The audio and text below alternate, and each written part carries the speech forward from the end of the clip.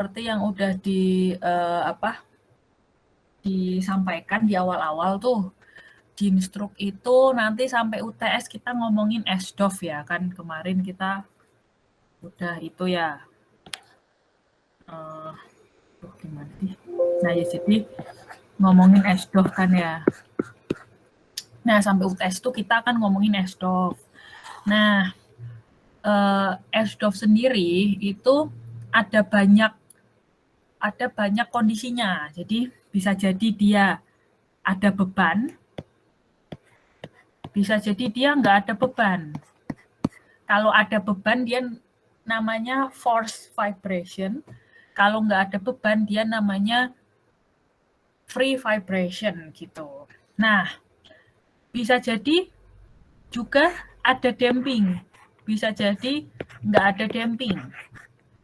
Yang ini juga bisa jadi ada damping, di sini juga bisa jadi nggak ada damping. Nah, kalau ada gaya ada damping berarti force vibration dengan damping. Kalau nggak ada damping ya berarti force vibration tanpa damping. Terus kalau nggak ada force, nggak ada gaya berarti free vibration. Kalau ada damping dengan damping, kalau nggak ada damping ya tanpa damping gitu ya. Jadi banyak kondisinya nih. Jadi kita tuh akan ngomongin SDOF sampai UTS, tapi kondisinya banyak banget. Belum lagi yang ada gayanya bisa beda-beda gitu. Jadi di sini pun gayanya bisa beda-beda ya, bisa bebannya shin, bebannya cos, bebannya impuls dan seterusnya gitu. Nah, jadi kita akan seputaran ini cuma kondisinya tuh bisa jadi A, bisa jadi B, bisa jadi E gitu ceritanya. Nah, untuk hari ini kita akan ngomongin kondisi yang paling simpel dari semua ini. Jadi kondisi yang paling simpel itu adalah tidak ada gaya, ini ya, tidak ada gaya, dan tidak ada damping. Jadi ini paling simpel nih. Hari ini kita akan start dari kondisi yang paling simpel. Karena kan kita kalau belajar bertahap ya, dari yang mudah dulu, habis itu kita lanjut, yang lebih sulit lagi, dan seterusnya gitu. Jadi kita nggak tiba-tiba belajar yang lebih sulit gitu, yang paling sulit. Nah, jadi untuk hari ini tanpa gaya itu kita sebut free vibration. Jadi untuk hari ini kita tuh akan belajar SDOF, free vibration tanpa damping gitu. Nah, buat menuju ke sana, oh ya sekali lagi materi sampai UTS itu akan mendasari materi setelah UTS ya. Jadi dasarnya harus kuat banget gitu. Jadi materi sebelum UTS ini sebaiknya selain jago ngitung gitu, sebaiknya teman-teman juga memahami why dari itu semua gitu. Sehingga nanti diganti-ganti dikit, di upgrade dikit, di diputer sedikit gitu. Nah, itu tetap bisa ngerjainnya gitu. Jadi harapannya apapun gayanya, apapun kondisinya gitu, itu teman-teman bisa mencari solusinya gitu sih. Jadi kenapa saya selalu ngajarin alasannya, why-nya dibalik persamaan ini gitu. Nah, untuk menuju ke sana, kan jadi kita udah tahu ya, materi sebelum UTS itu adalah dasar. Nah, buat masuk ke materi itu pun, itu membutuhkan kekakuan. Makanya kemarin bener-bener cuma fokus ke kekakuan, harapannya itu ngerti banget tentang kekakuan. Jadi, untuk melangkah ke persamaan dinamika struktur, teori tentang kekakuan dan bagaimana mendapatkan kekakuan dan bagaimana mencari kekakuan bila banyak ada kumpulan member gitu misalkan, itu bisa gitu. Makanya kemarin materinya saya cut tuh, biasanya nggak ada tuh satu pertemuan ngomongin kekakuan doang. Biasanya itu saya lanjutin terus sampai SDOF, tapi sepertinya saya mau motong-motong nih biar lebih uh, mendalam nih teorinya gitu, sehingga dasarnya kuat nanti buat ke selanjutnya. Sekali lagi nanti di instruk itu banyak-banyak banyak-banyak teori yang mendasari gempa gitu. Jadi akan sangat membantu lah kalau misalkan landasannya kuat gitu. Nah, jadi saya mau review sedikit nih yang kemarin ya. Jadi pertama kali cari kekakuan tiap membernya. Cara carinya adalah hukum hook ya kemarin tuh. Jadi yang namanya hook itu kekakuan dapat kita cari dengan gaya dibagi peralihan gitu. Nah, kalau misalkan barangnya adalah pegas. Kadang-kadang kalau kalian beli pegas, itu udah dikasih tahu kekakuan pegasnya. Jadi fungsi dari lilitan gitu kan ya. Kalau pegas makin banyak lilitannya, makin makin gede tuh kekakuan pegasnya. Terus habis itu diameter lilitan gitu lah kalau kalian belajar fisika gitu kan ya. Nah, kadang-kadang kalau kalian beli bekas sudah dikasih tahu tuh kekakuannya sekian gitu. Tapi kalaupun nggak diketahui, kalian bisa mencari kekakuannya dengan cara kalian eksperimen sedikit, bekasnya coba dikasih gaya atau dikasih displacement satu-satuan, dicatat butuh gaya berapa, atau kita kasih gaya, dicatat perpindahannya berapa, lalu dibagi gaya perpindahan dapatlah kekakuan. Jadi apapun barangnya, kalian bisa mencari kekakuan dengan rumus F per X sebenarnya. Nah, kalau barangnya adalah member teknik sipil, maksudnya balok, kolom gitu. Nah, kalian berarti harus pakai ilmu Ansruk 2 tuh. Ketika gayanya sekian nih kamu kasih, lendutannya berapa sih? Nah, setelah itu gaya perlendutan dapatlah kekakuan gitu. Jadi kita membutuhkan Ansruk 2 gitu.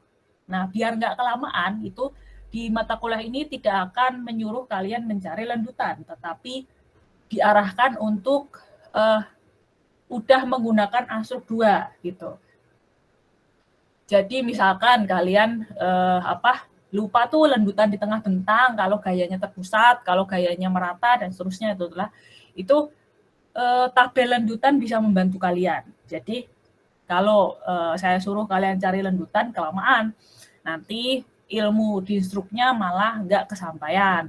Jadi kalian bisa pakai shortcut tuh cari tabel lendutan lah, terus jadi direktori kalian gitu. Oh kalau kolomnya bawahnya jepit, lalu kita kasih gaya satu-satuan gitu, atau kita kasih gaya P gitu, itu lendutannya berapa sih gitu kan? Tinggal F per X, nanti dapat kekakuan. Ya pokoknya gitu aja, jadi manfaatkan tools di Ansruk 2 gitulah ya. Nah, itu dapat kekakuan member apapun, kekakuan tiap elemen, tiap barang. Kalian bisa cari kekakuan tiap barang gitu ya. Kebetulan kalau barangnya barang teknik sipil pakai Ansruk 2 tadi gitu. Nah, sekarang ini kondisinya kalau yang namanya sistem, barangnya bisa jadi lebih dari satu. Jadi pegasnya bisa ada 2, ada 3, ada 4, bisa ada barang teknik sipilnya, misalkan ada baloknya, atau misalkan ada kolomnya gitu. Nah, challenge kedua kalian setelah kalian tahu kekakuan tiap barangnya, kalian harus mencari kekakuan sistem. Untuk mencari kekakuan sistem, kalian harus tahu hubungan antar barangnya, hubungan kekakuan antar barangnya. Apakah kalau misalkan ada 3 pegas, apakah pegas 1 sama 2 paralel, habis itu seri sama pegas 3, atau pegas 1, 2, 3 paralel, atau pegas 1 seri sama 2, habis itu paralel sama 3. Nah, itu kalian harus memahami sistemnya. Mana yang bekerja paralel, mana yang bekerja seri, gitu.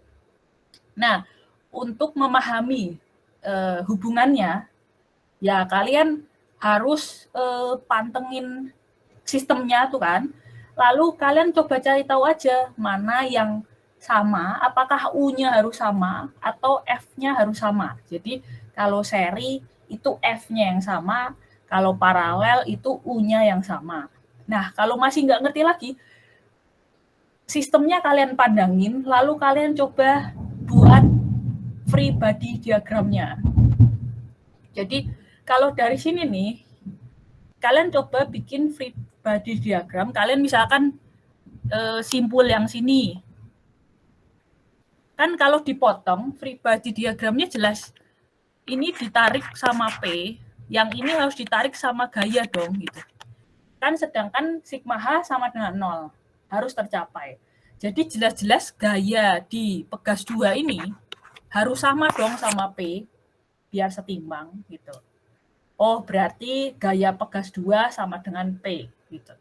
Lalu kalian coba potong lagi di simpul kedua. Jelas-jelas kesetimbangan harus 0. Jadi gaya pegas 1 jelas-jelas harus sama dengan gaya pegas 2. Gitu. Nah, berarti kelihatan hubungannya adalah seri karena F-nya sama. U-nya nggak akan sama. U-nya, U sistem adalah kontribusi melarnya pegas 1 ditambah melarnya pegas 2. Totalnya sistem itu bergerak sejumlah U1 tambah U2. Jadi U-nya nggak sama, F-nya sama. Oh, berarti seri gitu. Lalu kalau paralel, coba lihat titik simpulnya. Titik simpulnya di sini. Jelas-jelas ke sini P. Lalu ada yang nahan nih. FK1, FK2. Berarti tiap pegas, maksudnya tiap pegas gitu ya, nerimanya nggak P gitu kan. Harusnya FK1 ditambah FK2 sama dengan P gitu. Nah, berarti P-nya nggak sama. Nah, terus kalian bayangin aja, sistem ini mau bergerak U. Mau nggak mau pilihan dia adalah memelarkan pegas 1 sepanjang U dan memelarkan pegas 2 sepanjang U. Itu nggak ada pilihan lain gitu. Jadi terlihat U-nya sama. Kalau mau bergerak, U-nya harus sama. Beda kalau kayak tadi ya, U-nya adalah kontribusi melarnya pegas 1 ditambah melarnya pegas 2. Kalau ini, pegas 1 harus melar 10 cm, pegas 2 juga harus melar 10 cm, baru sistemnya bergerak 10 cm. Kalau pegas 1 geraknya 5 cm, lalu pegas 2 geraknya 10 cm, struktur nggak akan bisa bergerak. Dia berarti, maksudnya nggak akan bisa bergerak 10 cm. Dia akan bergerak 5 cm plus agak rotasi gitu. Gitu. Jadi U-nya harus sama ceritanya. Nah, berarti dari kayak gini ketahuan kan, F-nya beda, U-nya sama. Oh, berarti dia paralel. Jadi caranya gitu buat menentukan hubungan kekakuan antar membernya hingga akhirnya bisa mencari kekakuan sistem. Gitu. Oke, jadi itu tadi ya buat ngerjain kuis yang minggu lalu gitu. Sebenarnya ini teorinya sangat sederhana ya, sangat sederhana, tetapi ini penting karena juga sangat fundamental sekali ya. Terus mengembangkan berpikir juga gitu, dan emang akan kepake di setelah-setelahnya. Jadi nanti kekakuan sistem itu akan kita cari terus gitu. Jadi teori dasarnya seperti itu. Kalau ada pertanyaan silahkan ya nanya.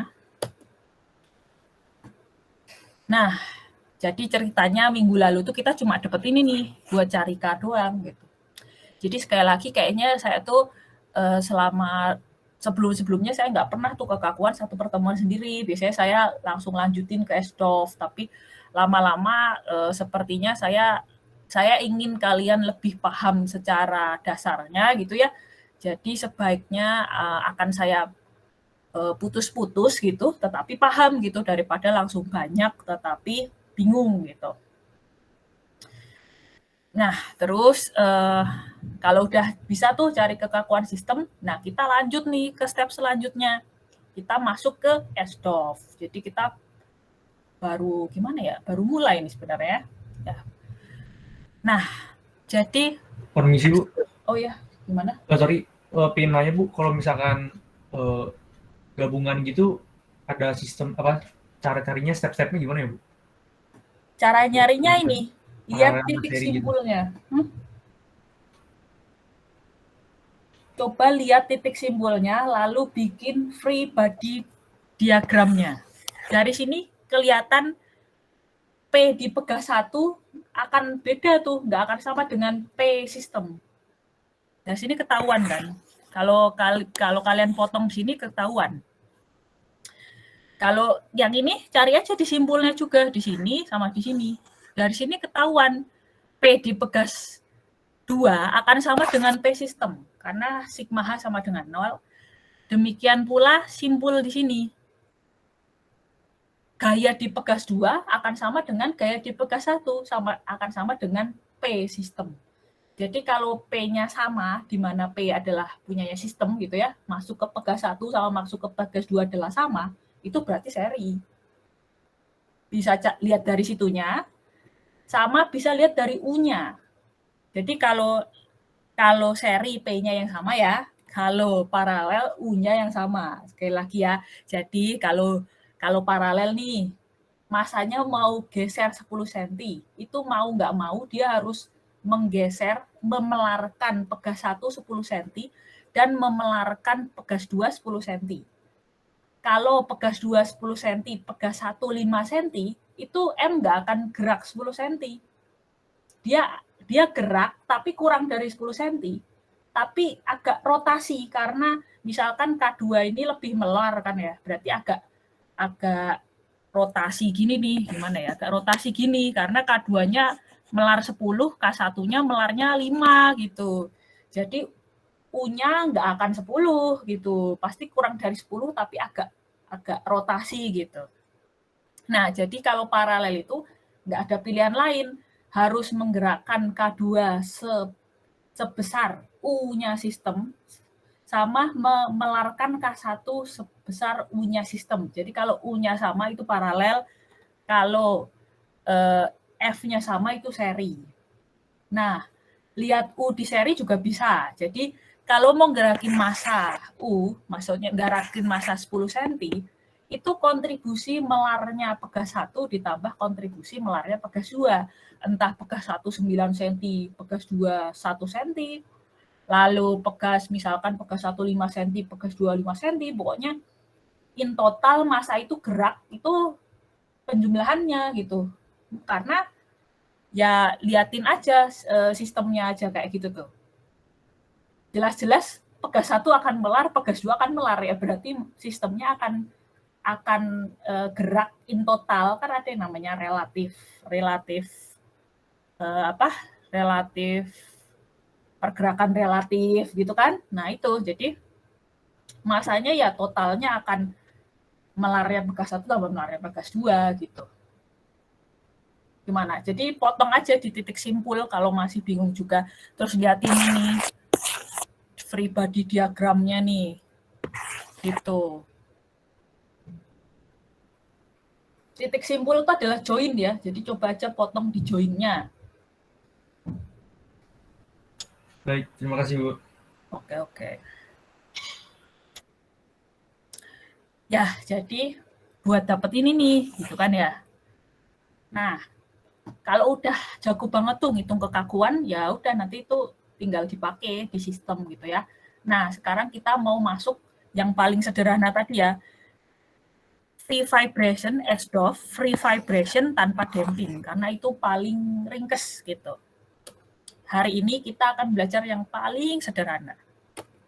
Nah, S-DOF itu sebenarnya gitu ya, ini tuh cuma ilustrasi nih, ini ilustrasi gitu aja ya. Pokoknya ada suatu massa, dia mau geraknya itu arah geraknya ke kanan lah ya, arah gerak ke kanan, lalu dikasih gaya luar Ft.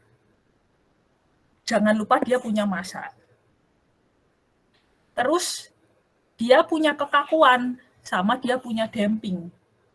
Nah, ini adalah gambar S-DOF kalau pemainnya lengkap. Jadi damping ada, kekakuan ada, massa ada, gaya luar ada, pergerakan ada, gitu ya. Nah, ini adalah pemain lengkap. Jadi di instruk itu kayak gini aja sebenarnya tuh ilustrasinya. Gini aja terus pokoknya. Ini satu semester kita cuma ngeliatin ini aja. Cuma bedanya kadang-kadang ada F-nya, kadang-kadang ada D-nya, kadang-kadang nggak ada gitu ceritanya.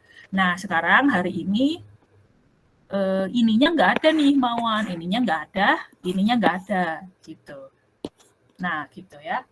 itunya nggak ada gitu kan ya. Tetapi kalau mau gambarin pemainnya total sebenarnya gambarnya kayak gini. Nah, dari gambar ilustrasi ini ilustrasi aja ya. Pokoknya ada suatu sistem, pasti dia punya kekakuan, dan dia punya damping, dan dia ada gaya luar gitu. Pokoknya kalau Dinstruct tuh kayak gitu. Nah, lalu kita cari nih free body diagramnya lagi gitu kan. Kita pokoknya suka free body diagram. Di statika sama di Anstruk gitu kan, cari diagram gaya bebasnya. Nah, kalau dibuat diagram gaya bebasnya gitu ya, kayak gini nih, ada gaya luar. Nah, si kekakuan tuh nahan si pergerakan, lalu damping nahan si pergerakan, terus ternyata ada pemain imajiner nih. Maksudnya sebenarnya nggak kelihatan gitu, wujudnya tuh nggak kelihatan, tapi ternyata ada gaya itu. Jadi ada 1, 2, 3, 4, ada 4 pemain ya kalau lengkap sebenarnya gitu. Nah, apa sih pemain imajiner ini gitu? Landasannya adalah ini sih, kenapa ada pemain imajiner ini. Adelari ini bisa tolong baca. Baik, Bu. Free body diagram. Yang pertama ada hukum Newton 2, lalu laju perubahan momentum dari sembarang partikel M sama dengan gaya yang bekerja padanya. Ft sama dengan D per dt dikali M dikali du per dt sama dengan M dikali d kuadrat U per dt kuadrat. Sama dengan MU. Terus ada prinsip D'Alembert, massa menghasilkan gaya inersia yang sebanding dengan kecepatannya dan berlawanan dengan arah geraknya. Oke, terima kasih Adela Riri. Nah, jadi kan kalau kekakuan sebenarnya kelihatan ya barangnya ya. Kekakuan tuh kayak, oh kalau kaku banget nih, kalian makin susah ngelenturin ya berarti anggapannya ini ya kekakuan tuh kayak misalkan kalian mau ngelentingin penggaris. Kalau penggarisnya kalian tidur, posisinya tidur gitu ya, itu kan lebih mudah ngelentingin ya daripada kalau kalian ngelentingin penggaris dalam posisi berdiri penggarisnya. Jadi kelihatan kekakuan tuh wujudnya kelihatan gitu. Damping juga kelihatan bendanya. Jadi struktur bisa kita kasih damping, itu kelihatan dampingnya. Terus massa ya kelihatan lah ya, massa kelihatan. Terus gaya luar kan beran kita kasih gaya gitu kan ya. Cuma ternyata keluar gaya tambahan nih. Ternyata massa itu mengeluarkan gaya ternyata gitu ya. Makanya kenapa agak imajiner tuh gitu. Ini massa tapi kok bisa ngeluarin gaya gitu. Nah, landasannya adalah hukum Newton 2 landasannya. Sama prinsip D'Alembert. Jadi kenapa ada si MU double dot ini? Itu adalah intinya adalah adanya perubahan momentum gitu ya, kalau sesuai dengan hukum kedua Newton. Nah, kalau D'Alembert bilangnya massa itu menghasilkan gaya inersia, dia bilang gitu. Yang ternyata nilainya sebanding dengan percepatannya. Dan arah dari gayanya berlawanan dengan geraknya. Itu aja sih kata D'Alembert.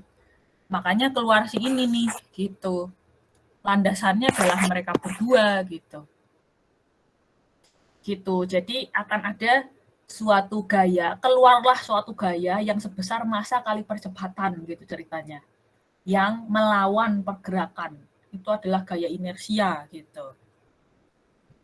Ya nanti di struktur juga gitu tuh, kalau digeser ke kiri, keluar gaya inersia itu ke kanan gitu. Jadi ya itu hukum alam lah ya, yang mendasari si ini, Newton 2 sama D'Alembert. Nah, dari diagram free body diagram kayak gini, kalau kita potong kayak tadi ya, kayak yang ditanyain Jason tadi. Nah, itu kita lihat simpulnya aja gitu.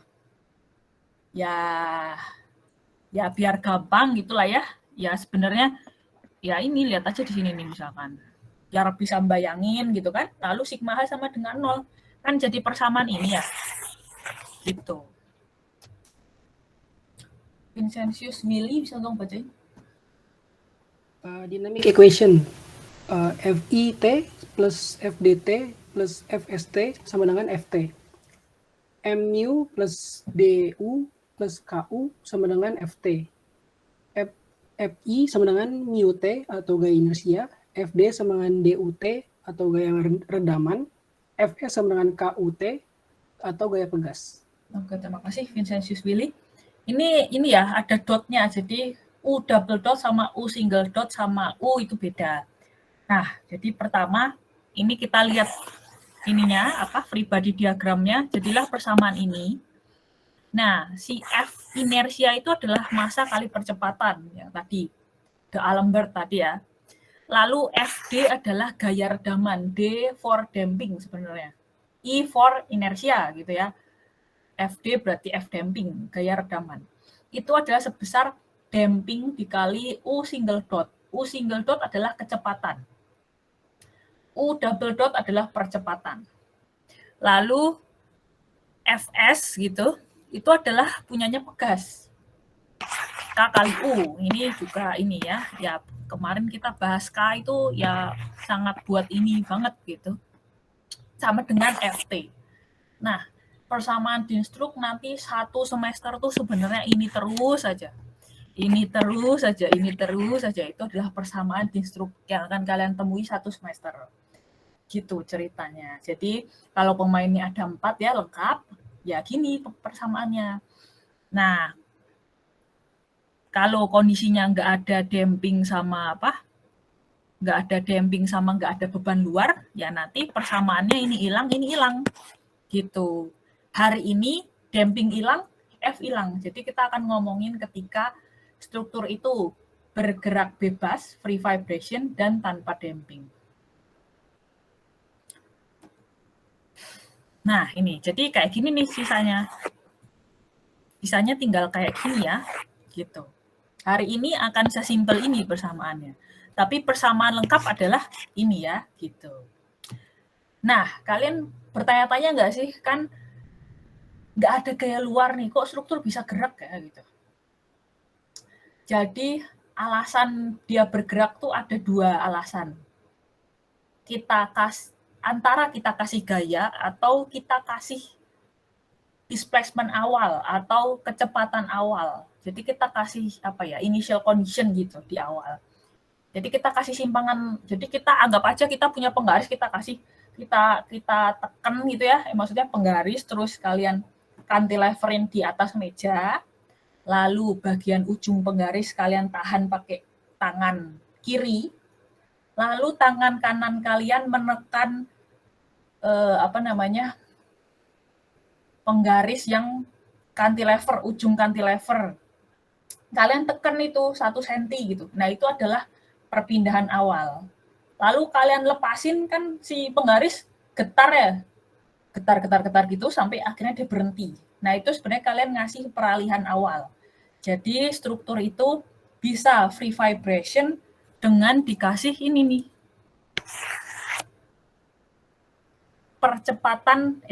Kecepatan sama peralihan awal gitu. Itu kalau misalkan ada yang nggak ngerti nanya aja ya. Oke.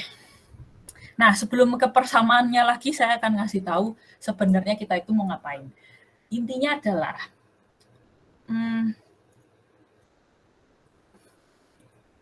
kita mau cari U. Intinya adalah kita mau cari U. Kenapa? Bayangin aja kalian punya struktur. Ya udahlah ya, pokoknya strukturnya gini gitu. Lalu misalkan ada gaya lateral apapun lah ya gitu, atau pokoknya atau perpindahan awal aja deh. Pokoknya intinya geraknya itu ke sini. Ini nih, nge-sway gitu loh, cuma nge-sway gitu. Nah, jadi ini nih yang kita catat U itu adalah ini nih, U-nya ini gitu kan. Nah, karena ini dinamika struktur, jadi U saat 1 second bisa jadi dia 5 cm. Saat 2 second dia jadi 10 cm. 3 second dia jadi 7 cm misalkan. Saat 4 second dia 50 cm gitu. Nanti terus saat 5 second dia 3 cm lagi atau gimana gitu. Jadi bergantung waktu. Jadi yang membedakan dinamika struktur sekali lagi bergantung waktu. Bisa jadi saat 1 second U-nya nge-sway-nya gede, habis itu kecil lagi, gede lagi, kecil lagi, gede lagi. Nah, selama rangkaian T itu, kita mau cari U-nya maksimum di berapa. Sehingga dengan U maksimum itu kita lihat gaya dalam di struktur berapa. Lalu kita desain struktur terhadap gaya dalam itu. Gitu. Jadi idenya adalah itu. Kalau kita tahu struktur itu ternyata bakal goyang sampai 50 cm, oh ya berarti gaya dalam maksimum ya ketika 50 cm gitu kan ya. Makanya U maksimum pada suatu rangkaian T itu penting untuk kita ketahui untuk mencari gaya dalam maksimum. Jadi idenya seperti itu gitu ya. Jadi sebelum ke persamaan, saya ingin kalian tahu reason di balik itu semua. Nah ini kita masuk ke persamaan. Jadi goal kita adalah mencari U kan, U-nya juga nanti dalam T. Nah, kita mau cari U maksimum dalam semua T, ceritanya gitu.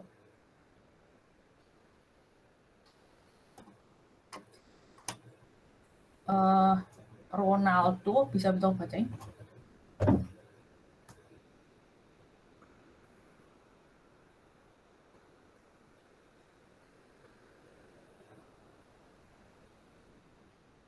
Ronaldo Johannes, ada nggak?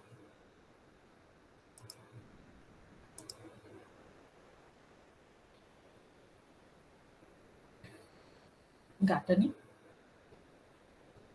Dava Bisma, bisa tolong bacain?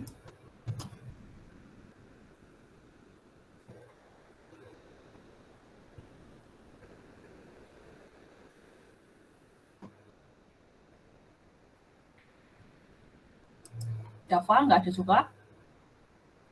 Ada Bu, ada. Oh, iya. Tolong bacain. Tolong. Solusi persamaan gerak MU plus KU sama dengan 0. Itu persamaan 1. Coba solusi U sama dengan AE lambda T, U sama dengan A lambda E lambda T, U sama dengan A lambda kuadrat E lambda T.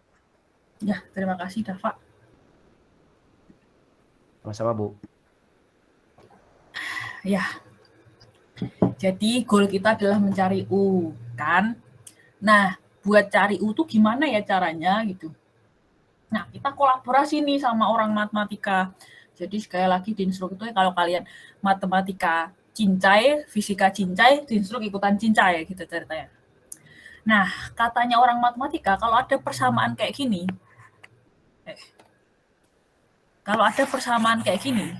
bisa pakai solusi seperti ini.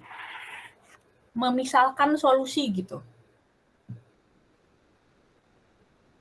Nah, orang matematika bilang solusinya AE pangkatkan lambda T. Nah, di sini E kita tahu lah ya, E itu adalah besaran matematika namanya eksponensial, berarti dia tuh ada nilainya gitu. T adalah waktu, ada nilainya gitu. Nah, yang nggak tahu ini A itu kayak suatu koefisien yang kita masih nggak tahu, yang akan kita cari. Dan juga lambda ini nggak tahu, bukan besaran matematika gitu loh. Jadi, lambda akan kita cari, A akan kita cari. Karena sekali lagi, goal kita adalah mencari U ya, lalu kita mau cari U maksimum. Lalu dari U maksimum kita mau cari gaya dalam saat U maksimum gitu ceritanya. Idenya adalah seperti itu. Oke, jadi kita akan menggunakan tools matematika. Dan ini caranya akan sama terus sebenarnya. Nanti kalau ini kan ngomongin free vibration tanpa damping. Nanti habis itu kalian ngomongin free vibration dengan damping. Nah, caranya tuh sebenarnya benang merahnya tuh caranya gitu-gitu terus. Jadi kenapa saya akan pelan-pelan mencari solusi bersama nih gitu. Jadi kalian paham nih, jadi nanti tinggal bebannya, misalkan nggak ada damping, caranya akan sama sebenarnya gitu. Jadi pattern-nya akan sama sebenarnya.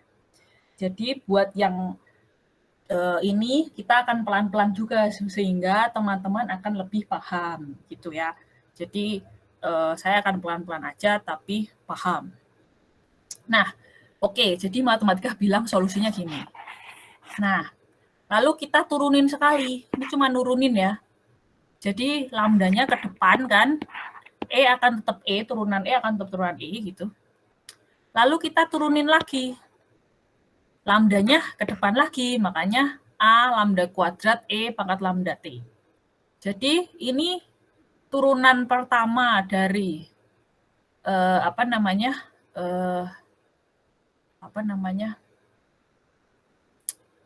diturunin jadi kecepatan, diturunin lagi jadi percepatan gitu. Nah, terus habis itu setelah itu ngapain? Kita masukin lagi ke persamaan yang sebelumnya. Jadi ini masuk ke sini. Yang kebetulan damping nggak ada, makanya ininya nggak masuk kemana-mana ya. Ini nggak masuk kemana-mana. Nah, bagian U double dot, bagian percepatan masuk ke sini. Gitu.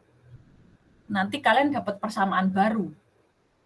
Nah, kebetulan di slide ini tuh langsung nggak dikasih tahu prosesnya kan. Nah, saya akan tulisin prosesnya nih, biar kalian beneran ngerti. Jadi, saya pingin pokoknya kalian itu nggak cuma nggak cuma ngapalin sama rumusnya, tetapi tahu how sama why gitu. Jadi kita masukin aja nih M gitu ya. Gimana nih M.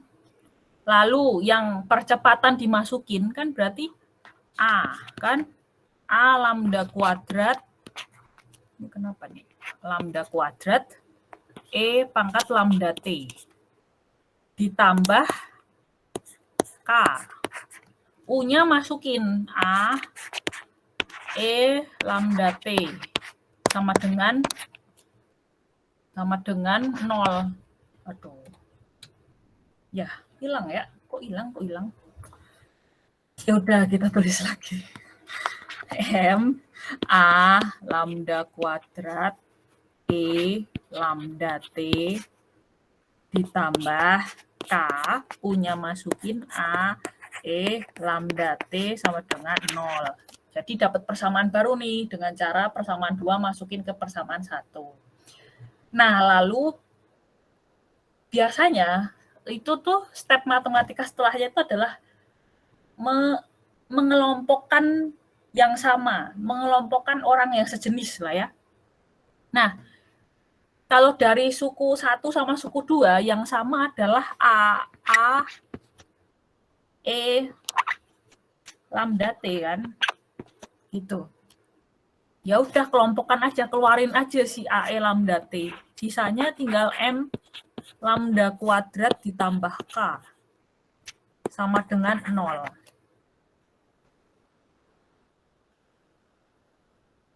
Nah, kalau misalkan kalian punya X, ini kan X misalkan ya. Ini X. Yang ini Y.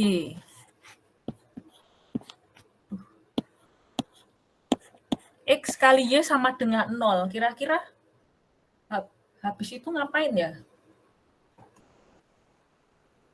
Ada yang bisa ini membantu?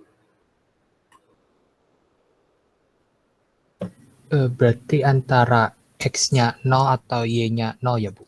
Ya, tepat sekali. Terima kasih Jonathan Hadinata. Jadi seperti itu gitu.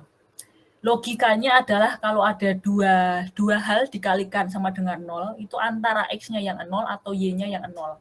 Atau semuanya 0, gitu kan ya. Nah, kalau pingin dapat solusi nih, kita kan mau cari solusi ya. Kita mau ngebuka A sama mau ngebuka lambda. Kira-kira yang 0 harusnya X apa Y ya?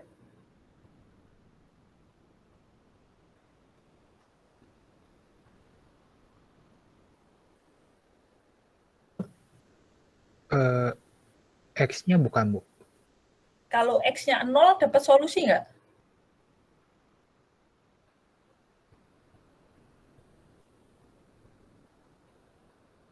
Kalau X-nya 0 habis dong. Jadi tetap nggak kebuka kan A-nya sama lambdanya.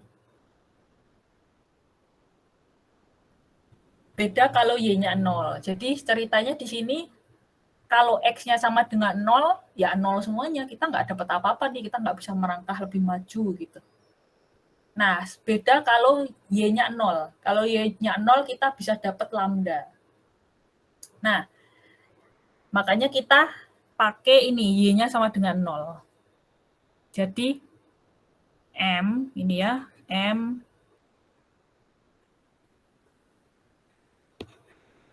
lambda kuadrat ditambah K sama dengan 0. Lalu pindah luas lah ya. Pindah luas, jadi M lambda kuadrat minus K, gitu kan. Lalu M-nya pindah luas lagi. Nggak bisa dihapus. Gitu.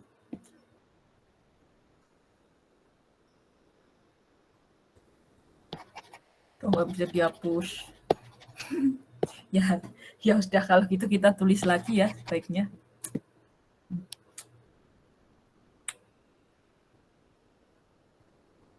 Ya ini pokoknya ini mau saya pindah ke sini nih, jadi 1/m maksudnya gitu.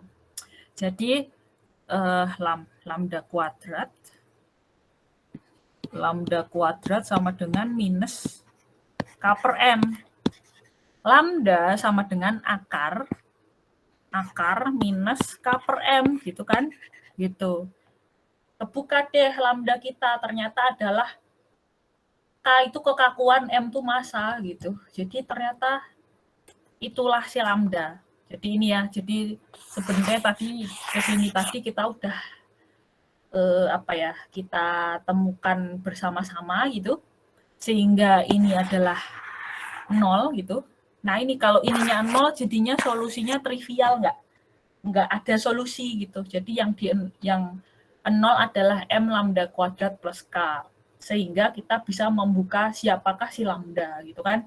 Ternyata lambda adalah, ya ini kan, tadi kan lambda itu minus, nggak ada kok, udah hilang ya. Ya tadi, akar minus K/m tadi kan. Nah, akar minus 1 itu adalah I kalau di matematika.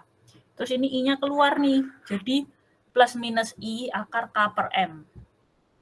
Nah, K/m lah yang dinamakan omega. Ini kita bikin lagi ya, variabel namanya omega kecil ya.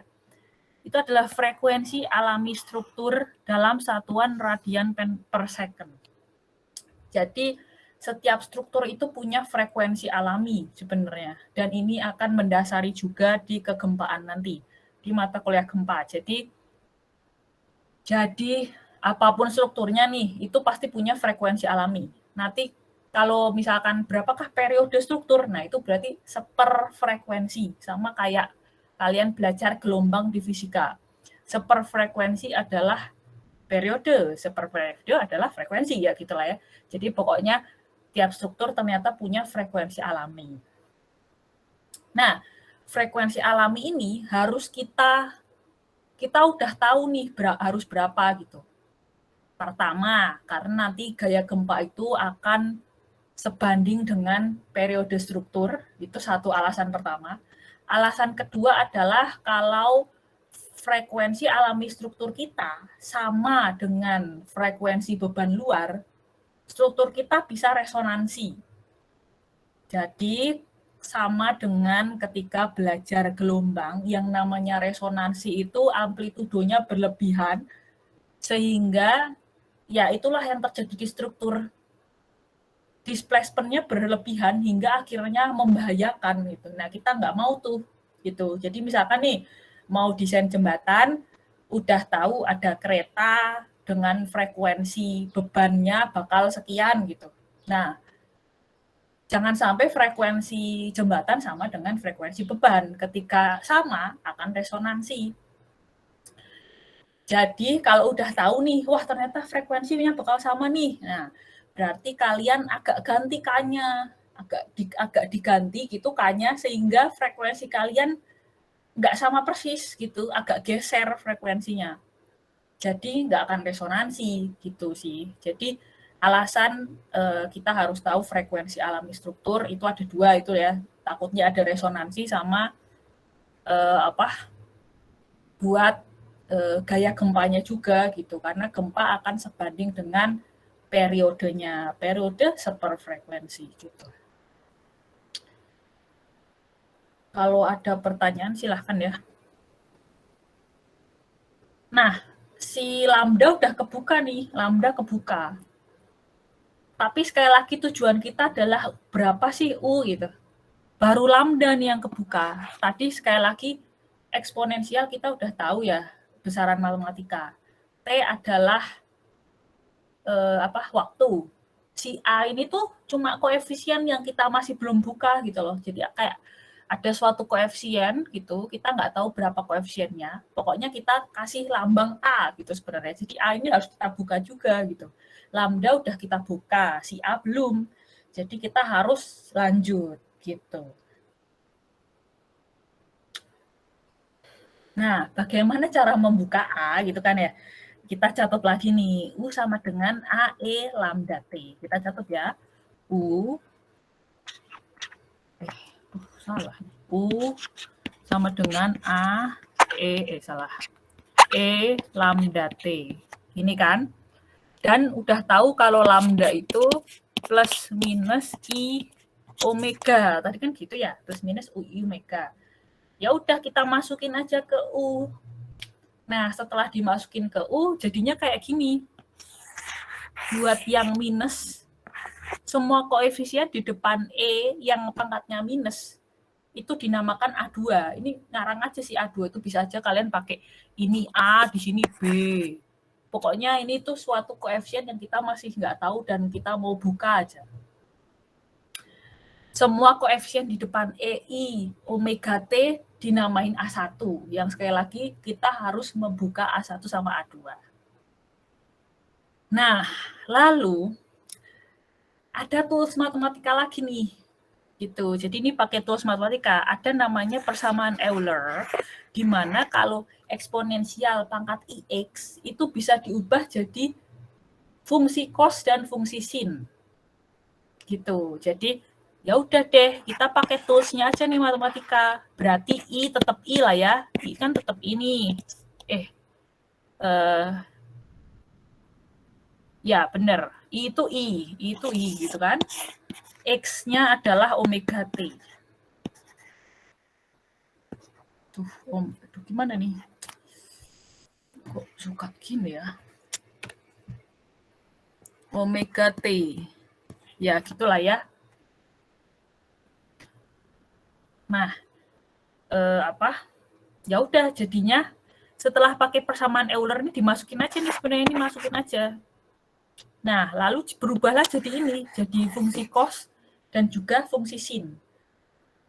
Di saat ini semua koefisien depan cos dinamain lagi, namanya C1. Pokoknya A, B itu tuh masih nggak tahu, kita mau buka nih, cuma pokoknya semua koefisien depan cos namanya C1 aja. Mau namain A, mau namain B, mau namain A1, A2, pokoknya gimana gitu. Intinya adalah itu cuma suatu huruf yang kita nanti akan cari gitu. Ya sama kayak kalau kalian cari lanjutan di Asruk 2 itu kan koefisien depannya harus dibuka tuh gitu. Itu sama tuh. Intinya adalah semua koefisien depan cos dinamakan C1, koefisien depan sin dinamakan C2. Bebas mau namanya apa, pokoknya koefisien aja. Udah kan dari sini? Nah, kita akhirnya mau ngebuka C1 sama C2. Kita mau ngebuka nih berapa ya C1 sama C2 gitu. Caranya gimana? Itu sama dengan Asruk 2 juga. Caranya adalah dengan memasukkan kondisi batas atau initial condition atau kondisi awal. Ini sama banget ya kalau kalian Asruk 2 mau ngeintegral kan masukin kondisi batas tuh. Ira Desita bisa tolong bacain? Iya, Bu. Syarat awal pada kondisi gerak bebas, struktur dapat bergetar karena adanya kondisi awal. initial condition pada saat T0, peralihan sama dengan U0, kecepatan sama dengan V0, U0 sama dengan U0, U0 sama dengan V0. Ya, benar. Ya, terima kasih Ira Desita. Nah, jadi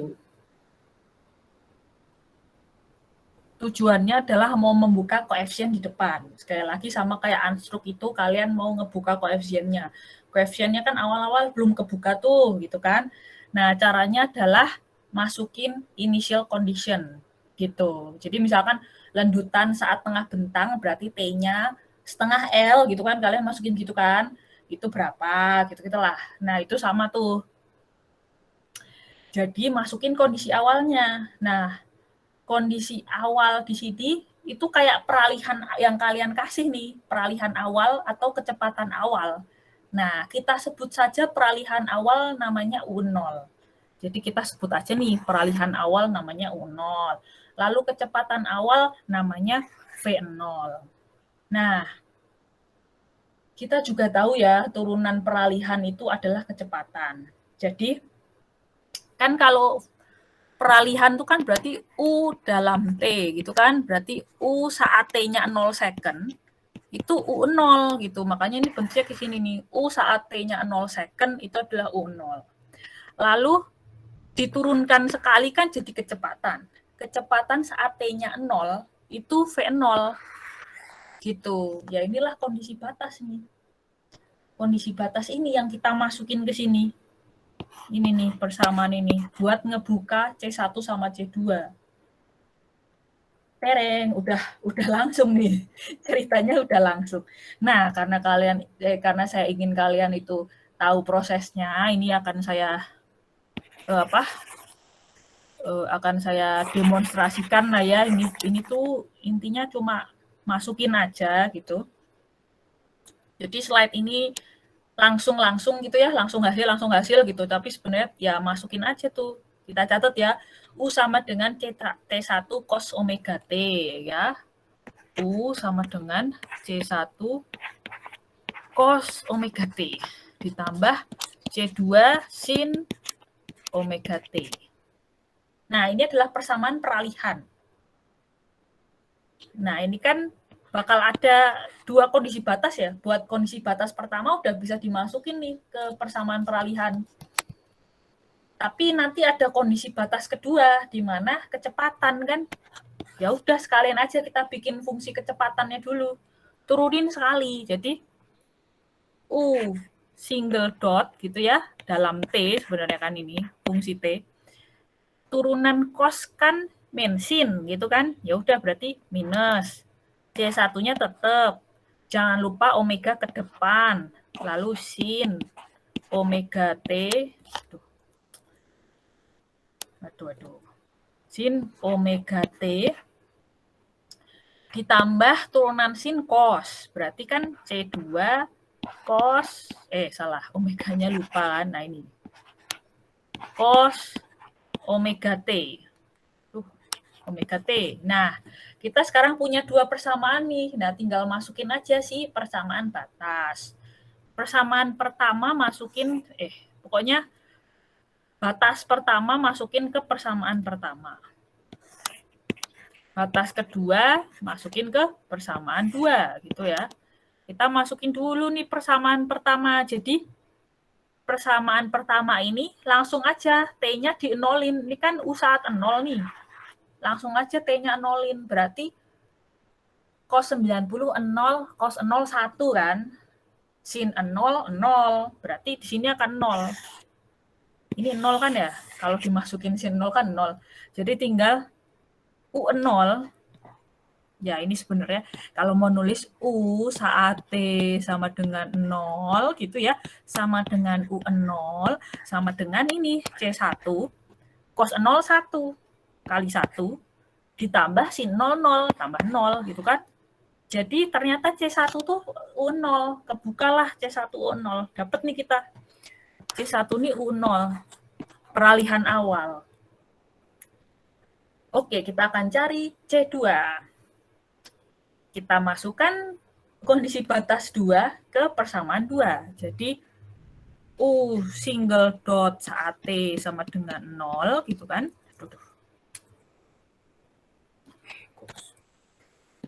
0 gitu sama dengan V0 sama dengan sin 0 0 kan. Sin 0 0. Berarti ini hilang kan. Pokoknya T-nya masukin 0.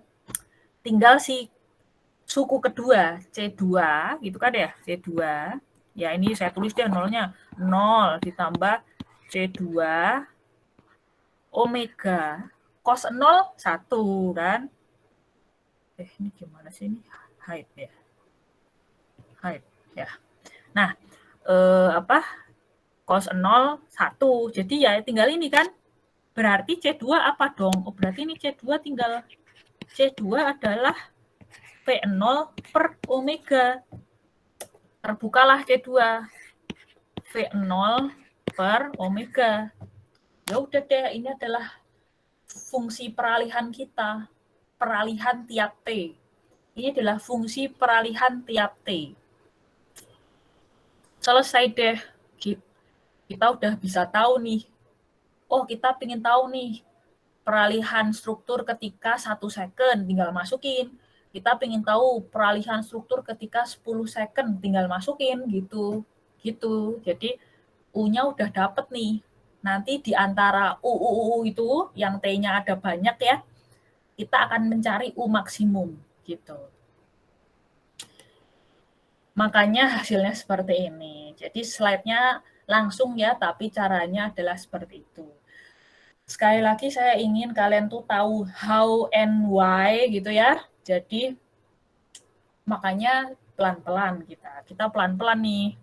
Karena nanti caranya gitu terus. Jadi kalau misalkan nanti ngomongin dengan damping dengan damping tanpa beban misalkan, itu konsepnya sama. Kayak gini ya, ada solusi, turunin sekali, turunin 2 kali, masukin ke persamaan awal, itu selalu sama nih caranya. Terus habis itu habis itu buka koefisiennya, caranya masukin kondisi batas. Nah, itu caranya selalu sama. Jadi kenapa saya pelan-pelan? Karena saya pingin kalian itu buat kondisi apapun kalian bisa gitu. Karena sebenarnya pattern-nya gitu-gitu terus. Benang merahnya adalah gitu-gitu terus gitu. Oke, jadinya langsung dapet kan solusinya ini gitu. Solusinya ini. Jadi kalau misalkan soalnya adalah undamped free vibration, jadi ya tanpa damping gerak bebas gitu. Gerak bebas itu berarti nggak ada F ya.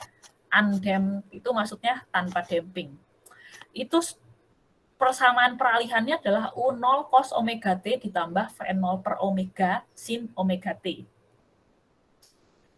Itu adalah solusinya, solusi peralihan setiap T gitu.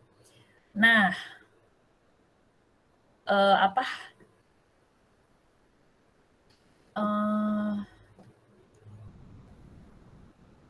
John Sugianto bisa tolong bacain? John Sugianto Sihitik. Undamped free vibration solution.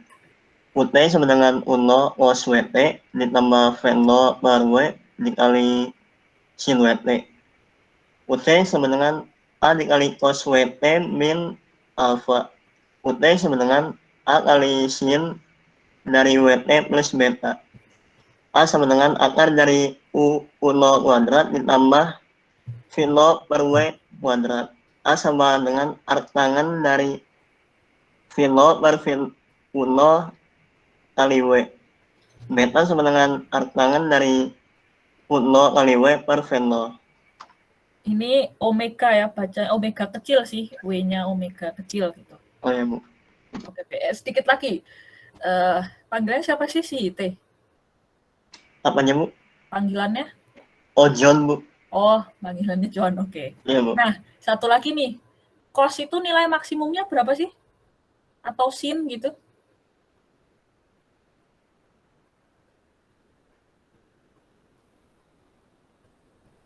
Satu, Bu. Ya, benar. Jadi cos itu maksimum 1, sin itu maksimum 1. Nggak ada sin itu 3, nggak ada sin 10 gitu ya. Jadi di sini tuh maksimum 1, di sini maksimum 1. Jadi apa ya? Jadi akan lebih enak ketika kita itu punya persamaan dalam cos aja atau dalam sin aja. Jadi kita akan tahu yang bikin peralihan maksimum adalah si amplitudo ini sebenarnya. Kebayangkan ya kan, cos itu kan cuma 1 ke 0, 1 ke 0 kan nih 0 ke 1, habis itu ke 0 lagi, ke minus 1, ke 0 lagi, ke 1. Nah ini. Jadi yang membuat dia, misalkan peralihan kita itu 10 cm gitu, atau peralihan kita 5 cm gitu, itu sebenarnya biang keroknya adalah si ini gitu.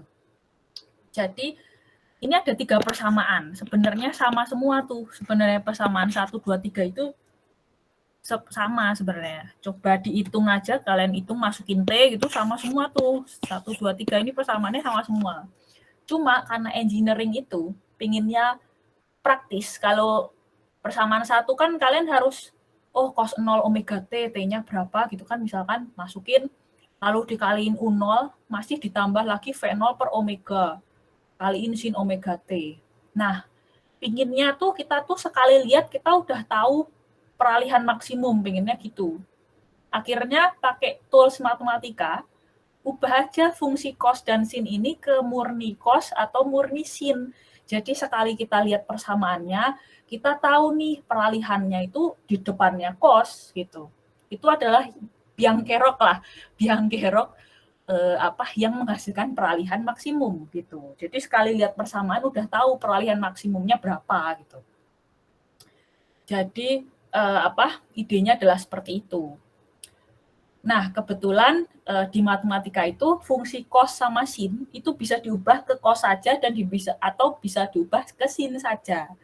Jadi sangat membantu dong kalau fungsi ini kan ya, sekali lihat tinggal tahu, peralihan maksimum adalah koefisien depannya cos atau koefisien depannya sin.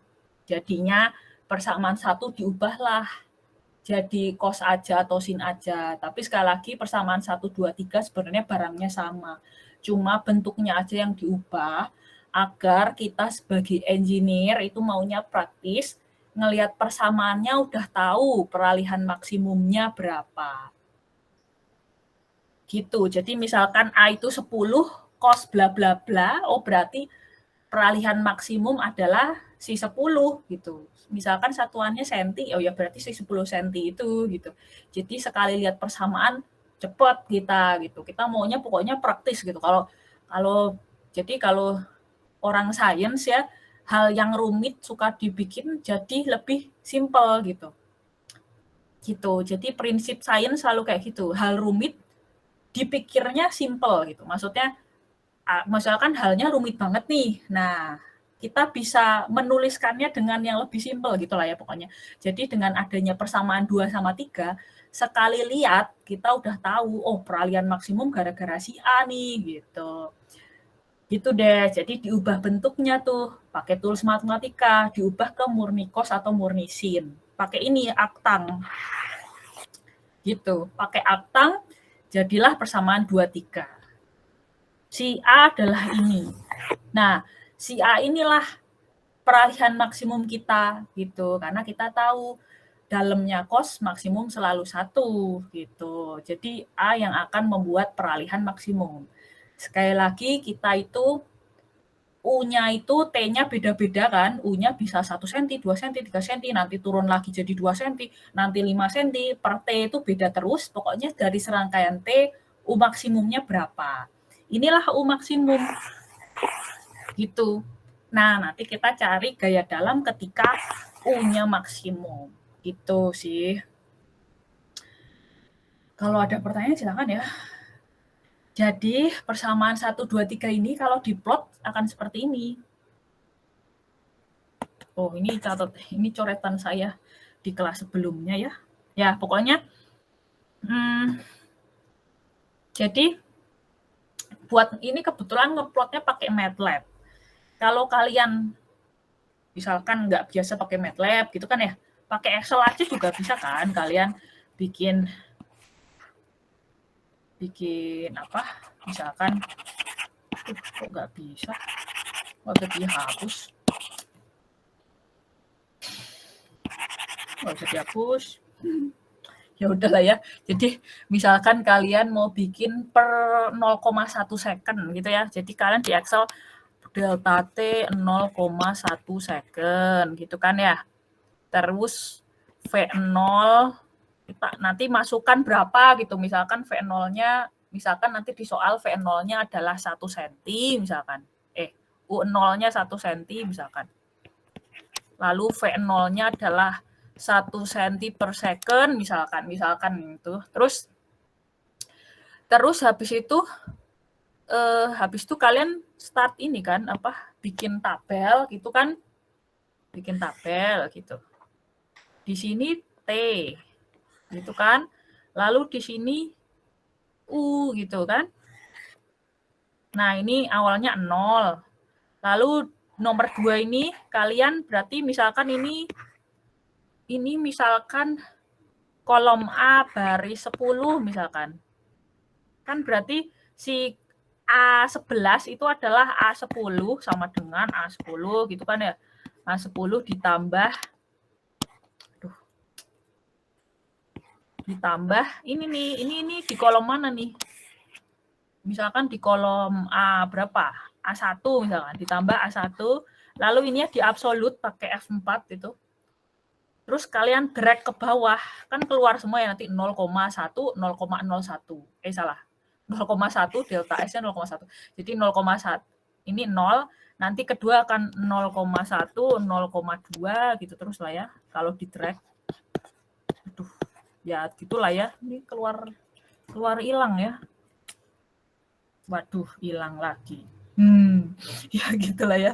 Jadi tadi ini 0, ini 0,1, 0,2, 0,3. Nanti kalau di drag seperti itu kan dalam T gitu. Nah, lalu bagian U di sini masukin aja persamaan 1 apa persamaan 2 apa persamaan 3 gitu. Masukin sekali dengan pakai T yang di sini gitu kan ya. Kalau ini pakainya ini pakainya ini gitu. Lalu di drag juga. Jadi keluarlah peralihan tiap second gitu. Kalau mau tiap 0,1 second bahkan. Kalau misalkan pengen diperhalus tiap 0,01 ya berarti delta T-nya perhalus aja gitu kan. Delta T-nya 0,01 gitu perhalus lagi gitu. Nanti berarti akan ada peralihan tiap 0,01 second. Terus kalian bikin grafiknya kan gitu. Nanti sama nih grafiknya kayak gini nih. Nah, ini kebetulan pakai MATLAB. Nah, sebenarnya kan fungsi sin sama cos ya ini kan kelihatan ya karena efek sin sama efek cos. Gerakan strukturnya kayak gini nih, kayak ke kanan, ke kiri, ke kanan gitu sebenarnya. Anggap aja yang ke sana ini ke kanan, yang ini ke kiri gitu. Jadi itu pergerakan strukturnya tuh. Ininya nih, ini nih. Itu adalah floatan ini nih gitu. Ke kanan, kiri, kanan, kiri, kanan, kiri gitu kan ya. Nah, ini kelihatan U maksimum ada di 1,6-an kan. Plus 1,6-an, ini satuannya apa ya? Mungkin apa nih satuannya? Senti gitu ya? Gitu. Atau meter ya, pokoknya sesuai inilah ya, sesuai soalnya gitu. Nah, maksimumnya ternyata 1,6 cm misalkan. Ke kanan, kalau ke positif ke kanan, misalkan negatif ke kiri. Berarti kan maksimumnya itu gitu. Nah, nanti kita akan cari aja gaya dalam ketika U maksimum gitu. Lalu karena kita mau strukturnya tuh in any condition, struktur kita kuat. Gaya dalam maksimum ketika U-nya maksimum, yaitu 1,6. Nah, berapakah gaya dalam ketika 1,6 itu? Nah, kita rencanakan tuh, oh ternyata momen sekian gitu kan. Lalu kita melakukan desain elemen kayak beton gitu. Beton berapa? Beton 1 lah ya kalau kolom pendek gitu. Oh, momen sekian butuh tulangan berapa gitu. Jadi ya itu goal kita. Nah, terakhir ini adalah U maksimum ini si amplitudo kan gitu. Si U maksimumnya adalah U0 kuadrat ditambah V0 per omega kuadrat di akar. Inilah nanti yang kita akan cari gaya dalam ketika ini terjadi. Nah, ini bisa dilihat ini. Ketika 1,6 itu di T berapa sih gitu. Ini T berapa sih ini? T berapa ini gitu. Di Excel kalian yang tadi udah bikin Excel gitu juga kelihatan sih. U maksimum saat di T berapa. Gitu. Ada pertanyaan nggak?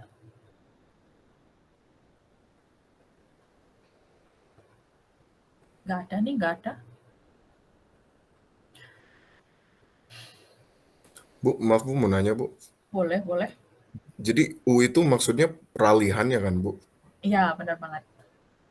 Terus kalau misalnya damping itu hambatan getarannya bukan Bu? Damping itu sebenarnya sesuatu yang meredam, gimana ya. Jadi kalau misalkan ada sesuatu yang getar-getar tuh, terus redamannya bagus, getarannya bisa nggak kerasa gitu. Jadi ya fungsinya emang meredam sih. Jadi ya contohnya sebenarnya ya ilustrasinya sebenarnya kayak Ferrari kemarin sih. Jadi kalau ada yang getar-getar tuh, kalau redamannya bagus, biasanya kayak redamannya bagus tuh kayak misalkan kalau di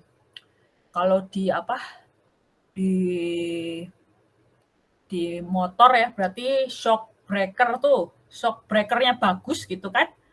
Itu kan kalian nggak terlalu nggak terlalu geter itu. Maksudnya kalau ada goncangan dikit tetap nyaman gitu. Ya, kayak gitu tuh lah redaman tuh. Jadi sebenarnya pergerakannya ya segede itu gitu, tapi gara-gara ada si redaman, kita bisa kerasanya lebih kecil, bahkan bisa jadi nggak kerasa sama sekali gitu. Gitu sih. Jadi misalkan struktur itu sebenarnya 10 cm gitu. Nah, akibat si redaman bisa jadi kayak 5 cm, 3 cm gitu. Gitu sih. Intinya sih meredam pergerakan gitulah ya. Gitu.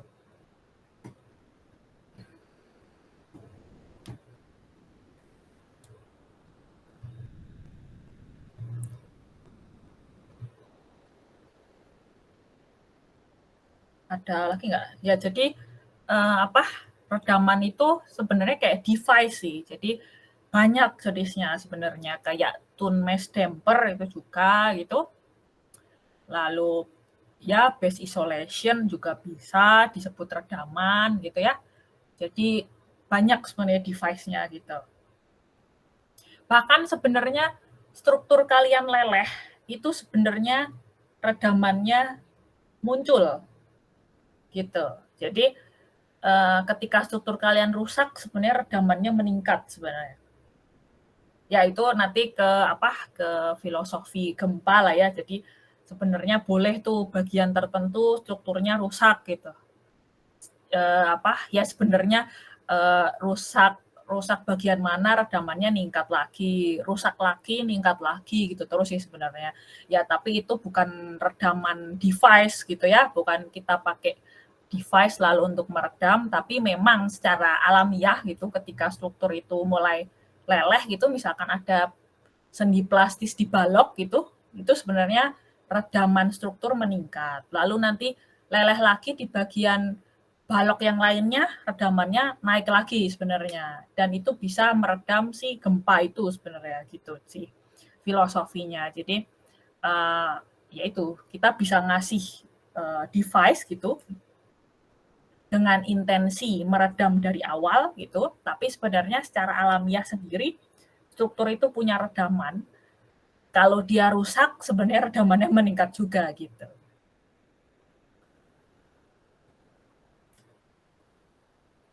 Oke, gimana?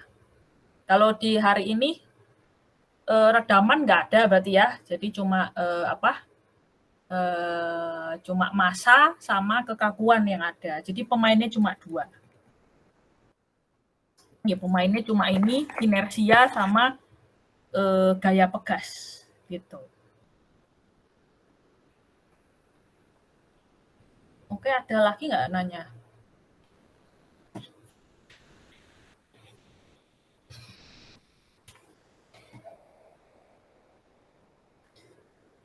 Nggak ada nih?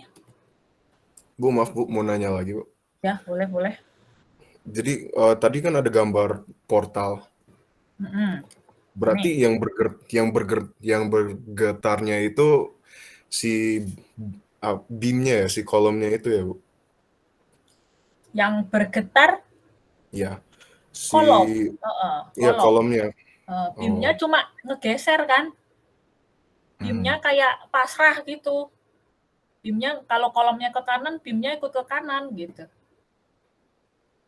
Sebenarnya sih itu pelat ya. Jadi sebenarnya itu adalah pelat gitu. Jadi struktur gitu kan bentuknya sebenarnya 3 dimensi ya. Nah, SDOF juga, jadi misalkan satu lantai nih kayak gini nih.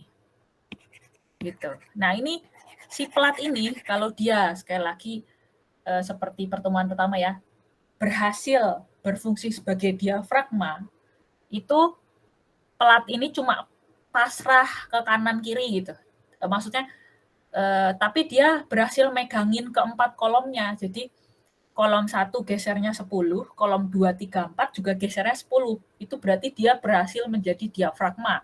Diafragma itu harus kaku sehingga bisa mengikat keempat kolomnya secara efektif. Nah, ini konsep diafragma ini nanti ada di gempa sama di PG lah ya, gempa sama PG. Jadi kalian harus ngecek tuh lantai itu bisa kalian anggap diafragma atau enggak. Jadi ada rasio lendutannya dicek gitu ya pokoknya. Kalau rigid biasanya nggak ada pergerakan lentur gitu. Jadi waktu kalian cek beneran geraknya bareng-bareng gitu. Jadi sebenarnya diafragma itu adalah geraknya bareng-bareng. Jadi bisa mengikat ke ujung-ujung 4 kolomnya untuk bergerak bersama. Gitu sih. Nah, ketika pelat berhasil menjadi diafragma, dia adalah bangunan geser yang bisa kita simplifikasi menjadi jarum pentul gitu secara dinamikanya gitu. Kalau misalkan pelat kalian ternyata setelah dicek gagal menjadi diafragma, itu biasanya di PG atau di gempa, dia nggak boleh diassign jadi rigid diaphragm gitu ya, harus jadi fleksibel atau semi rigid gitu sih, gitu. Ada lagi?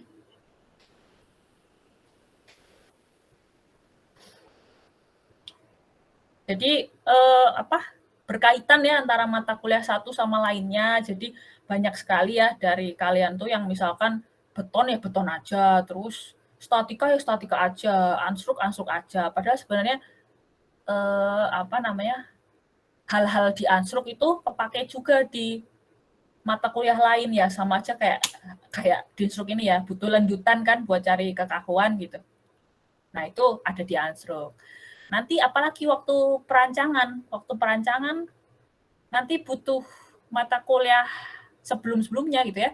Kayak di instruk, kayak beton, kayak jadi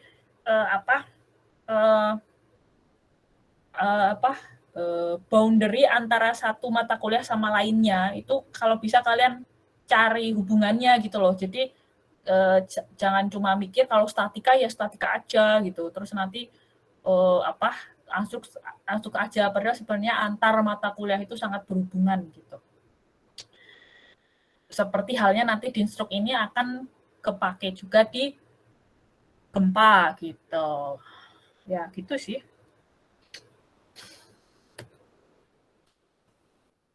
Ada lagi. Nah, kalau nggak ada lagi ya, kita ada kuis gitu. Kuisnya cuma mencari peralihan, sama kayak yang udah diajarin hari ini, cuma mencari peralihan.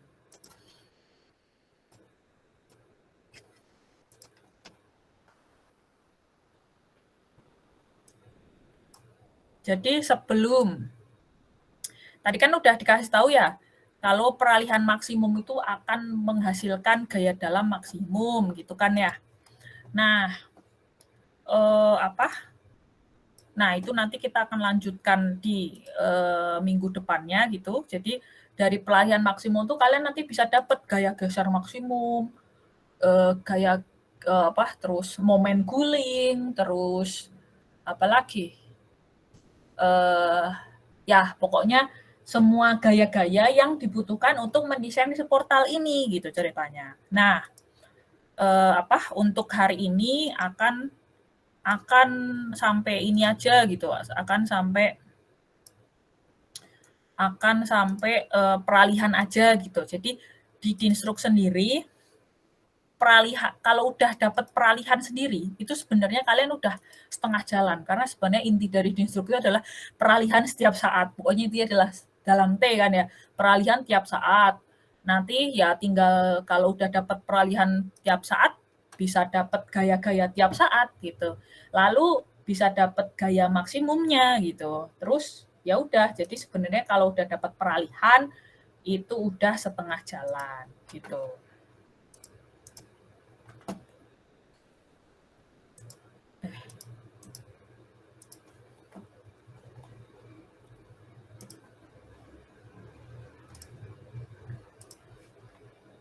Oke, jadi kayak gini aja nih. Cuma sampai peralihan maksimum, beneran cuma materi hari ini. Jadi sekali lagi saya pingin motong-motong aja lah, jadi nggak langsung banyak ya belajarnya, pelan-pelan gitu, tapi ngerti banget tuh how and why-nya, ngerti banget gitu. Oke, jadi kayak gini bentuknya ya, ada portal gitu, terus ada 2 kolom, jangan lupa kolomnya L-nya beda ya, gitu. Terus ada pegasnya diketahui 1/4 EI gitu, nanti masukin E-nya, asumsi aja E-nya sama kayak E-nya kolom lah ya, 200, berapa ini? 20.000. Nanti I-nya juga samain aja kayak I-nya kolom gitu ya. Nah, I kolom ini kalau misalkan mau geraknya ke sana nih, geraknya ke sana. Kira-kira si kolom itu melentur sumbu kuat apa sumbu lemah ya? Sumbu lemah bukan, Bu? Sumbu lemah. Jadi ini segini ini 200 nih. Nah, yang lentur ke sana ini sumbu lemah apa sumbu kuat?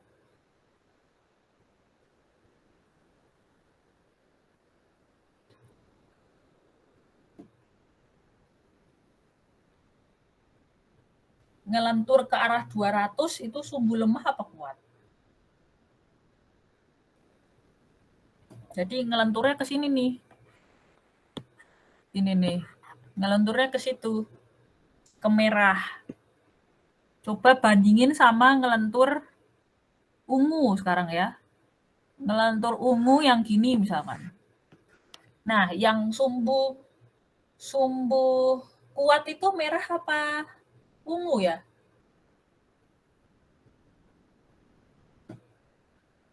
Merah bukan, Bu? Ya, benar. Jadi ini nanti berhubungan buat ini ya, 1/12 BH pangkat 3-nya ya. Jadi kan inersia otak kan gitu ya. Waduh. Gimana nih? Keep aja deh.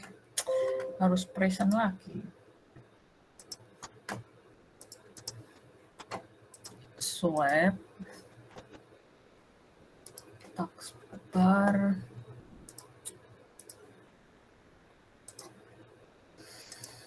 Window. Oke, jadi kolomnya dipasang kayak gitu tuh. Ini kan, ya ini tadi ya, buat si 1/12 BH pangkat 3. Kalau dia ngelenturnya sumbu kuat, berarti hanya ini adalah si 200. Kalau dia melenturnya sumbu lemah, hanya ini adalah 150 gitu. Nah, kalau di Macban, kalian tuh selalu penampangnya itu masangnya gini kan. Kalau di Macban, ini adalah X, ini adalah Y. Nah, biasanya sumbu kuatnya adalah IX kan. Inersia X gitu kan. Karena balok itu masangnya selalu berdiri gitu. Jarang ada balok masangnya tidur gitu kan. Makanya yang berlaku adalah inersia X karena lenturnya adalah lentur yang gini nih. Lentur yang gini itu adalah inersia X. Kalau lentur yang ganti lagi ya, biar beda. Kalau lentur yang ini nih, ini lentur sumbu lemah. Jadi balok biasanya gayanya di sini kan sumbu kuat ya gaya di sini. Nggak ada gaya dari samping gitu kan, jadi melenturnya ke samping gitu. Kecuali kalau kolom itu bisa melentur kedua arah, dua-duanya dominan. Kalau balok dominannya cuma sumbu kuat gitu. Kalau kolom itu ada arah X, ada arah Y karena dua-duanya dominan gitu. Nah, buat yang mengatasi ini pergerakan sebidang sama gambar itu pakainya sumbu kuat karena masangnya gini gitu. Kalau pergerakannya tegak lurus bidang gambar, jadi bayangin aja nih bidang gambarnya si kertas nih, isi slide ini kertas terus kalian majuin mundurin. Nah, itu maksudnya lentur tegak lurus bidang gambar. Nah, itu sumbu lemah. Karena si ungu yang bekerja. Kolomnya sumbu lemah itu, tegak lurus bidang gambar, gayanya menuju atau keluar bidang gambar, itu kolomnya sumbu lemah. Karena naruhnya gini gitu. Jadi harus lihat orientasi kolom gitu. Gitu sih. Jadi ya itu. Jadi itu yang penting itu juga itu kadang-kadang bisa tricky di situ tuh. Kadang-kadang nggak ngerti mana H, mana B gitu. Itu lihat melentingnya kolom tuh. Cobain aja kalian lihat melentingnya kolom itu inersia apa di situ? Inersia kuat apa inersia sumbu lemah gitu. Nah, kebetulan pergerakan itu tadi ya sebidang gambar yang ini nih, ini kan pergerakan sebidang gambar tuh itu membuat inersia sumbu kuat yang bekerja. Oke, jadi pertama kalian harus cari kekakuan si kolom 1, lalu cari kekakuan kolom 2. Caranya adalah seperti pertemuan minggu pertama. Pertemuan minggu pertama intinya adalah kalian butuh F dibagi X kan, kekakuan adalah itu. Nah, kalian bisa lihat tabel lendutan atau kalian bisa lihat slide yang minggu pertama. Nah, itu kebetulan juga ada tuh kolom yang bawahnya sendi, atasnya jepit roll itu berarti gerakannya cuma kanan kiri gitu.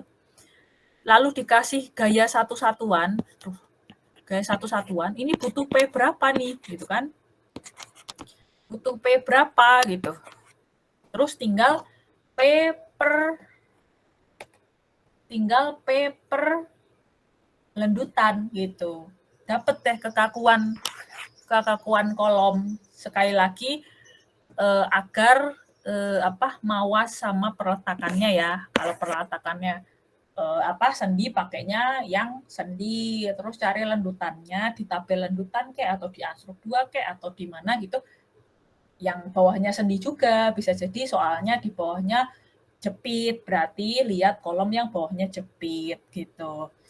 Nah, sekarang kekakuan kolom 1 dapat, kolom 2 dapat, pegas dapat. Habis itu buat tahu kekakuan gabungan struktur, kalian sekali lagi harus tahu nih hubungan kolom 1, kolom 2 dan juga pegas. Kira-kira hubungannya seri apa paralel ya?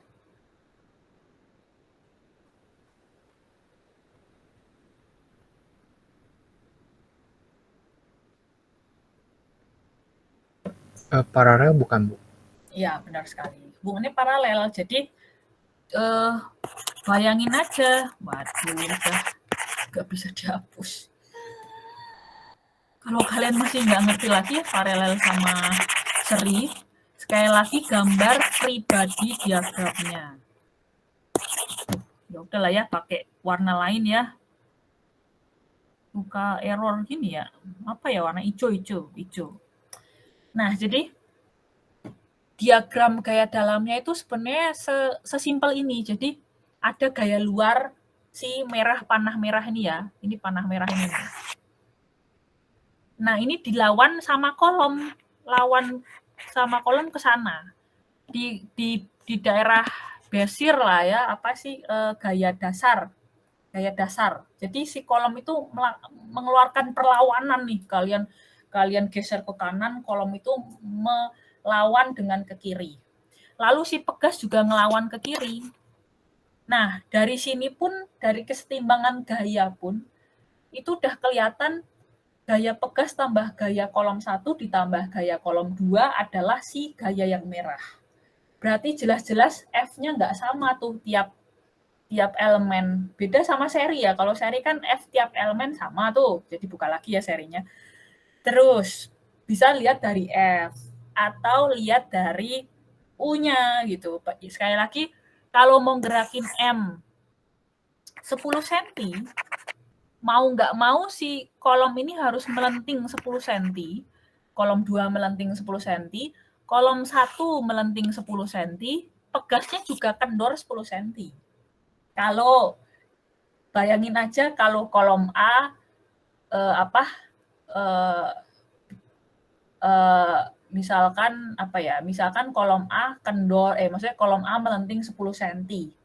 Tapi gagal ngendorin pegas 3. Ternyata pegas 3 cuma bisa kendor berapa? 5 cm gitu. Ya si M nggak bisa geser 10 cm. Si M tuh gesernya 5 ditambah agak rotasi dikit gitu. Jadi mau nggak mau pilihannya cuma melentingkan kolom 10 cm, kolom 2 melenting 10 cm, kolom 1 melenting 10 cm, dan pegas 3 mengendor 10 cm gitu. Di sini U-nya sama nih. U pegas sama U kolom 1 sama U kolom 2 sama. Dia kan paralel tuh. Sifat U-nya sama itu kan paralel. Gitu. Jadi buat dapat mana yang seri, mana yang paralel gitu ya, bikin aja free body diagramnya gitu ya. Kesetimbangan gaya gitu, kira-kira mana. Terus U-nya juga coba ditinjau gitu U-nya. Kalau U-nya sama dialah paralel, kalau F-nya sama dia seri gitu. Nah, karena udah tahu mereka ini paralel, berarti tinggal gabungin aja ya kekakuannya gitu. Nanti kalian bisa menjawab nomor 1. Udah dapat kekakuan gabungan struktur, dapat frekuensi, caranya gimana? Tinggal yang tadi ya, omega kecil. Omega kecil adalah frekuensi alami struktur dalam radian per second. Ya udah buat nomor 2, akar K per M. Kalian udah dapat kekakuan, kalian tahu massa dari soalnya, udah bisa jawab nomor 2. Lalu persamaan gerak strukturnya. Nah, persamaan gerak struktur tuh ini. Ini aja sih, ini nih, persamaan gerak struktur. Persamaan gerak struktur, cuma gitu doang. Jawabannya ya itu. Karena dia free vibration tanpa damping. Kan di soal nggak ada kata-kata damping ya, berarti emang nggak ada damping, adanya ini nih, peralihan awal sama kecepatan awal, gitu. Udah kan, nomor 3 bisa ngerjain. Nomor 4, apa nih nomor 4? Nomor 4 adalah persamaan UT. Ya ini nih, persamaan UT. Ini kan, ini adalah peralihan setiap saat, peralihan setiap T, gitu maksudnya. Bisa jawab nomor 4 nih. Persamaannya tulisin aja. Nah, nomor 5 dari persamaan itu masukin aja 0,5 second di persamaan itu. Nanti dapat, ini turunin sekali ya buat dapat persamaan kecepatan. Ini turunin sekali nih. 1, 2, 3, terserah yang mana turunin sekali, dapatlah jadilah persamaan kecepatan. Nah, ininya masukin 0,5 second, di sini juga masukin 0,5 second. Di sini adalah U saat 0,5 second, gitu kan? Bisa menjawab nomor 5. Peralihan saat 0,5 second. Nah, kecepatan saat 0,5 second tinggal turunin sekali, masukin 0,5-nya, gitu. Terus, peralihan maksimum, pakai ini aja. Atau kalian plot juga boleh ya di Excel, nanti kelihatan juga peralihan maksimumnya berapa. Nanti angkanya akan segini juga sih, ya beda tipis lah, beda tipis gitu. Udah deh, gitu aja sampai situ. Nanti kita akan lanjutkan buat cari momen guling, gaya geser dasar, gitu-gitu. Ada pertanyaan? Bu, saya mau memastikan. Berarti yang K3 itu I-nya pakai I balok aja ya, Bu? I kolom. Iya, I kolom. Terima Iya. kasih, Bu. Ya, gitu aja, terus biar bisa ditambahin.